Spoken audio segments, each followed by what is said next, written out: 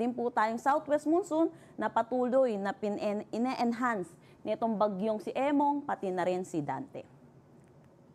So dahil dito sa bagyong si Emong, meron na tayong tropical cyclone wind signal number 3 dito sa northern portion ng Pangasinan, pati na rin sa western portion ng La Union.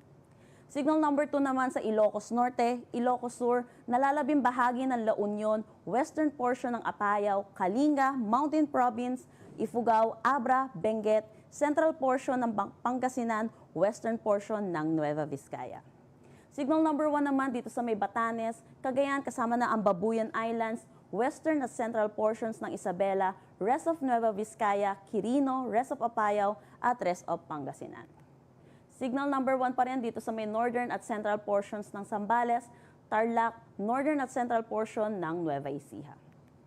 So i-explain po natin yung magiging track na itong si Bagyong Emong. Kung makikita po natin, meron po tayong letter T po dito. Ito po yung legend na bilang typhoon. So may possibility po na itong si Bagyong Emong ay bago po maglandfall, ay magiging isang typhoon category po ito bago po ito maglandfall sa Ilocos region. At by 24-hour forecast po natin, 2 a.m. July 25, inaasahan natin na sa vicinity na to ng Burgos, Ilocos Sur. So pag meron po tayong tropical cyclone na typhoon category, ang pinakamataas po nating tinataas na tropical cyclone wind signal ay number 4. So inaasahan natin, may possibility tayo na magtaas tayo ng tropical cyclone wind signal number 4 dito sa may Ilocos Norte, Ilocos Sur, Abra, or Apayao. So tandaan po natin, pag nagkakaroon po tayo ng typhoon category, nagkakaroon na po ng mata itong bagyo po natin. Pero wag po nating hintayin na dito po sa atin maglandfall dahil ang pinakadelikadong parte po ng bagyo ay yung eye wall po natin. So iba yung pag-iingat po para sa ating mga kababayan, dulot po ng lakas din ng hangin na dala netong si Emong. Mamaya po i-discuss ko po yung ulan na dala naman netong ni Emong. By the 48-hour forecast po natin, 2 a.m. July 26, 2025. Ito ay tropical depression category na lamang at ito yung huling sa layong 325 kilometers northeast ng Itbayat, Batanes.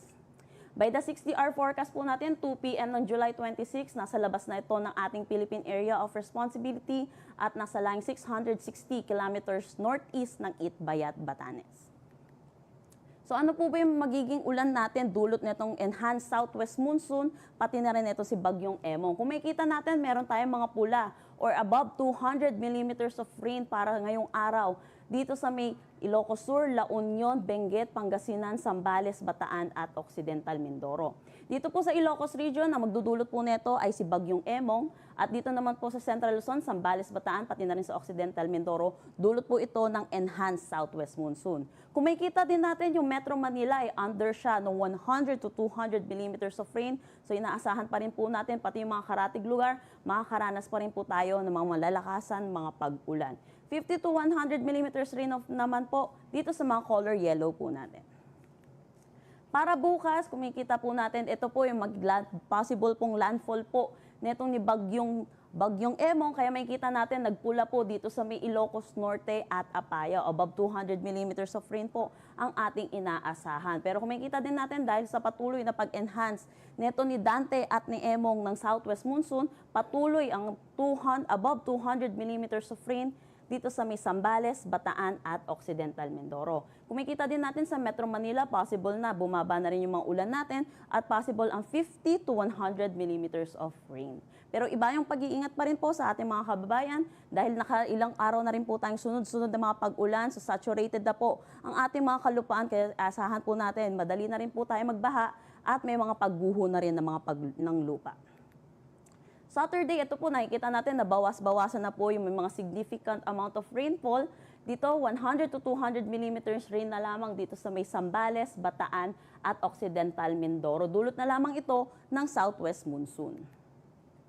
Para naman dito kay Dante, yung forecast track po natin, kung makikita po natin, malayo naman po ito sa kalupaan natin at palabas naman na din po ng ating Philippine Area of Responsibility. Wala rin itong direktang epekto sa anumang parte ng ating bansa, kaya wala rin tayong nakataas na anumang tropical cyclone wind signal sa anumang parte ng ating bansa. Pero inaasahan po natin dahil po dito po si Dante at meron po tayong Emong dito sa may western section ng Northern Luzon, nagkakaroon po tayo ng Fujiwara effect or yung looping po netong dalawang bagyo, kaya nagkaroon po tayo ng track netong si Emong na southward at yung pa nga po, possible po maglandfall pa rin po siya. Pero dahil po dito kay Dante, patuloy na rin naman po siyang palayo ng ating bansa, kaya hihina na rin po sa mga susunod na araw yung southwest monsoon natin.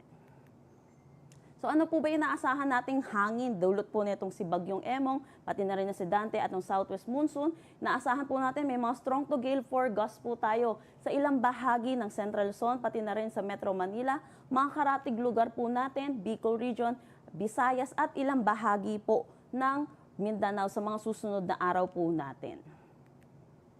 Storm surge warning po, naglabas tayo kaninang 2 a.m. at inaasahan pa rin po natin yung 1 to 2 meters po na daluyong dito sa may Batanes, Cagayan, Ilocos Norte, Ilocos Sur, La Union, Pangasinan at Zambales. Kung makikita po natin, yellow pa lamang po ito, pero inaasahan po natin sa mga susunod na araw or mamaya po, possible po tayo magtaas na rin po nitong ating possible na low, possible po yung 1.5 to 3 dahil po sa paglapit na rin ito ni Emong dito po sa atin sa ating kalupaan, lalo na po dito sa may Ilocos Region at parte nitong Pangasinan. So iba yung pag-iingat po para sa ating mga kababayan na lalo na po sa mga nakatira sa coastal areas.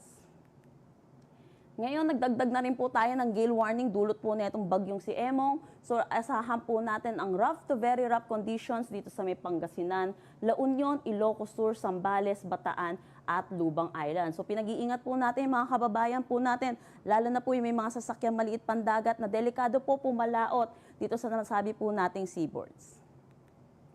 Yan po muna yung update natin dito sa bagyong si Dante, Emong, pati na rin sa habagat. Susunod po nating update ay mamayang 11 a.m. Yan po muna latest dito sa Pag-asa Weather Forecasting Center. Chanel Dominguez po, magandang umaga.